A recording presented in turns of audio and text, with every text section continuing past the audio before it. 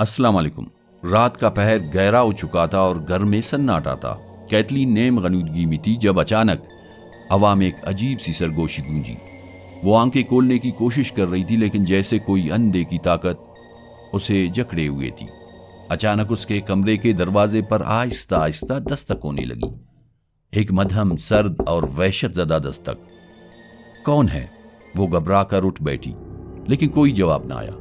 اچانک کمبل اس کے جسم پر سختی سے لپٹ گیا، جیسے کسی نے اسے جکڑ لیا ہو۔ اس کی سانسیں رکنے لگی۔ اس نے پوری طاقت سے کمبل جھٹکنے کی کوشش کی مگر وہ جیسے کسی نظر نہ آنے والی قوت کے قابو میں تھی۔ اچانک کمرے کے ایک کونے میں ایک کالا سایہ ابھرا، لمبا، غیر واضح اور سرخ چمکتی آنکھوں والا۔ سایہ آہستہ آہستہ اس کی طرف بڑھنے لگا اور جیسے ہی وہ چیخنے کے لیے منہ کھولتی، سایہ اس پر جھک گیا۔ اگلے ہی لمحے وہ گھبرا کر اٹھ بیٹھی۔ اس کی سانسیں تیز تھی، ماتھے پر پسینہ۔ وہ خوف سے کمرے کے کونے کی طرف دیکھنے لگی۔ وہاں کچھ نہیں تھا لیکن ہوا میں اب بھی سرگوشیوں کی بازگشت تھی، جیسے کسی نے ابھی ابھی اسے خبردار کیا ہو کہ یہ گھر تمہارا نہیں، ہمارا ہے۔ دوستو، یہ ایک حقیقی کہانی پر بننے والی فلم دی ایمپٹی آرر کا ایک سین تھا۔ یہ وہی حقیقی کہانی ہے جس نے قلمکاروں اور فلم سازوں کو اتنا متاثر کیا کہ 1 درجن سے زیادہ فلمیں اور کتابیں اسی کہانی پر لکھی گئی، اور آگے بھی یہ سلسلہ رکنے والا نہیں ہے۔ یہ پراسرار واقعات ایک گھر میں ہو رہے تھے۔ یہ صرف ایک عام گھر نہیں تھا، یہ ایک راز تھا، ایک ایسا خوفناک معمہ جو آج بھی لوگوں کے ذہنوں میں زندہ ہے۔ 3 نومبر 1974 کی وہ تاریک رات جب ایک ہی گھر میں 6 لاشیں پائی گئی، ماں، باپ اور 4 بچے، سب کے سب خون میں لت پت۔ اس رات کیا ہوا تھا؟ قاتل کون تھا؟ اور اس سے بھی بڑا سوال، کیا واقعی کوئی اندھے کی طاقت اس سب کی ذمہ دار تھی؟ اس رات ایک گھر کی دیواروں نے ایک ایسا راز سنا جو آج بھی لوگوں کو خوف میں مبتلا کر دیتا ہے۔ لیکن یہ کہانی یہاں ختم نہیں ہوتی۔ قتل کے بعد اس گھر میں جو کچھ ہوا شاید کسی بھی عام آنکھ سے دیکھنا ممکن نہ ہو۔ دوستو، آج ہم ایمٹی ویل آرر کی اس خوفناک اور پراسرار کہانی کو کھولنے جا رہے ہیں۔ کیا یہ سب حقیقت تھا یا محض ایک من گھڑت کہانی؟ جاننے کے لیے ویڈیو کو آخر تک دیکھیں۔ یہ 3 نومبر 1974 کی ایک سرد اور تاریک رات تھی۔ ایمٹی ویل کا قصبہ نیند کی آغوش میں تھا، لیکن ایک گھر کے اندر کچھ دردناک ہونے والا تھا۔ یہ وہ لمحہ تھا جب خوف اور وحشت نے حقیقت کا روپ دھار لیا۔ رات کے تقریباً 3 بجے 23 سالہ رونالڈ ڈی فیو جونیئر اچانک جاگ اٹھا۔ شاید آج ایک وحشی، ایک سفاک انسان جاگ گیا تھا جس کے دل میں ہمدردی ذرہ برابر بھی نہیں تھی۔ آج اس کے دل و دماغ پر شیطان قابض ہو چکا تھا۔ اس نے اپنی رائفل اٹھائی، اس میں گولی بھری اور سیدھا اپنے والدین اور بہن بھائیوں کے کمروں کی طرف بڑھا۔ 1 2 3۔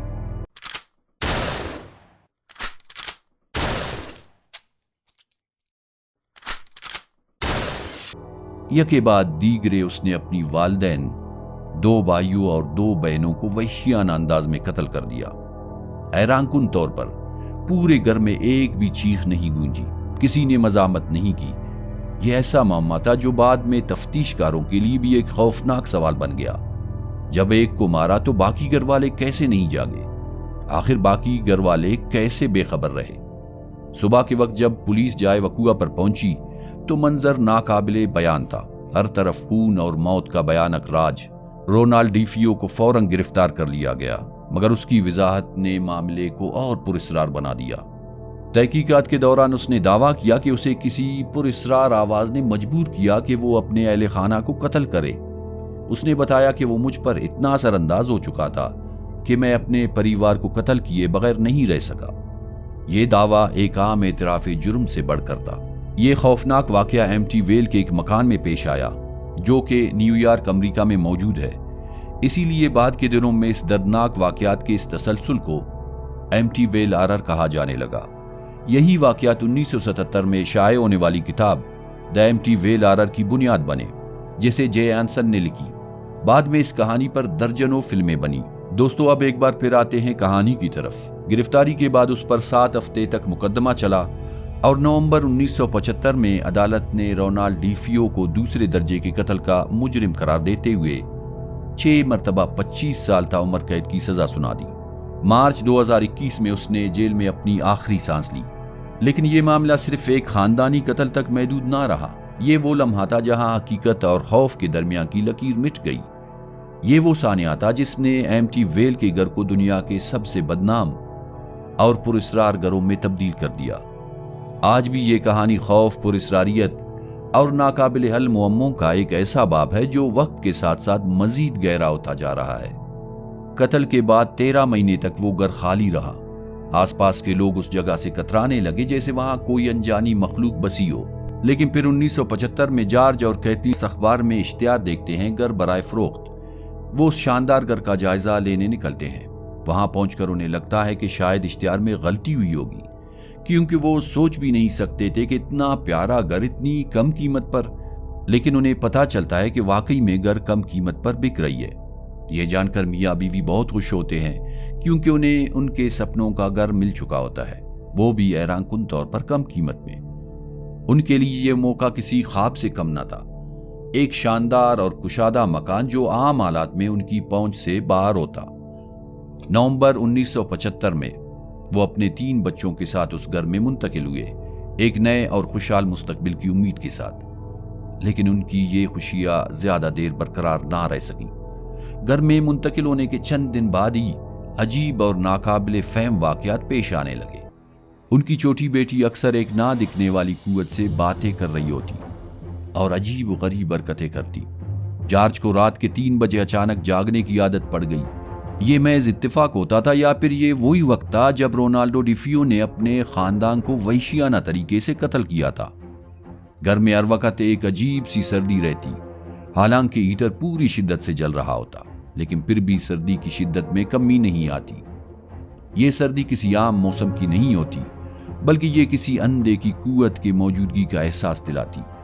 کیتھلین لٹز نے دعویٰ کیا کہ کئی بار اس نے محسوس کیا کہ کوئی نرم مگر برفیلی انگلیاں اس کے جسم کو چھو رہی ہوتی۔ ابتدا میں وہ اسے وہم سمجھتی رہی، لیکن جب بچوں نے بھی سائے دیکھنے اور اجنبی آوازیں سننے کی شکایت کی تو خوف نے حقیقت کا روپ دھار لیا۔ سب سے زیادہ حیران کن بات ان کی سب سے چھوٹی بیٹی میسی کا یہ انکشاف کہ اس کا ایک نادیدہ دوست ہے اور وہ ہر رات اس سے بات کرتی ہے، جس کی سرخ آنکھیں رات کے اندھیرے میں چمکتی تھی۔ اس کے علاوہ جارج، جو کہ اچھی طبیعت کا مالک تھا، اچانک اس کی طبیعت میں غیر معمولی تبدیلی آنے لگی تھی۔ بات بات پر مشتعل ہونا، چیخنا، چلانا اس کی طبیعت میں شامل ہو چکا تھا۔ وہ ایسا محسوس کرنے لگا تھا جیسے کوئی چیز اس کے ذہن پر قابض ہو چکی ہو اور وہ اس کے کنٹرول میں ہو۔ مگر سب سے خوفناک بات اس کی چھوٹی بیٹی کی اندھے کی دوست کے وہ الفاظ تھے جو وہ میسی سے کہتی تھی، یہ گھر تمہارا نہیں، ہمارا ہے۔ دراصل یہ اس بات کی طرف اشارہ تھا کہ تم لوگ گھر سے نکل جاؤ ورنہ نقصان اٹھاؤ گے۔ آہستہ آہستہ معاملات اور بھی پراسرار ہوتے گئے۔ فرنیچر خود بخود ہلنے لگے جیسے کوئی طاقتور قوت انہیں دھکیل رہی ہو۔ دیواروں سے سبز رنگ کا دھواں نکلنے لگا جس میں ناقابل برداشت بدبو تھی۔ ایک رات جارج اور کیتھلین سو رہے تھے۔ انہیں یوں لگا جیسے ان کے بستر کے نیچے سے کوئی دھماکہ ہوا ہو، لیکن جب وہ اٹھے تو کمرہ ایسا خاموش اور پرسکون تھا جیسے کچھ نہ ہوا ہو۔ یہ سب کچھ برداشت سے باہر ہوتا جا رہا تھا۔ لٹز فیملی کو یقین ہو چکا تھا کہ وہ کسی شیطانی قوت کے رحم و کرم پر ہے۔ یہ سب اتنا شدید تھا کہ محض 28 دنوں کے اندر خوف ان کی آواز پر اس قدر طاری ہو گیا کہ وہ سب کچھ چھوڑ کر راتوں رات وہاں سے بھاگ نکلے۔ ان کا کہنا تھا کہ اگر وہ وہاں سے نہیں نکلتے تو شاید شدید نقصان اٹھاتے۔ دوستو، یہ محض ایک خاندان کی پریشانی نہیں تھی، یہ وہ لمحہ تھا جب ایک خوفناک داستان تیار ہو رہی تھی۔ 1976 میں لٹز فیملی کے اچانک فرار کے بعد اس بدنام زمانہ گھر کی حقیقت جاننے کے لیے مشہور ماہرین ایڈ وارن اور لورین وارن میدان میں آئے۔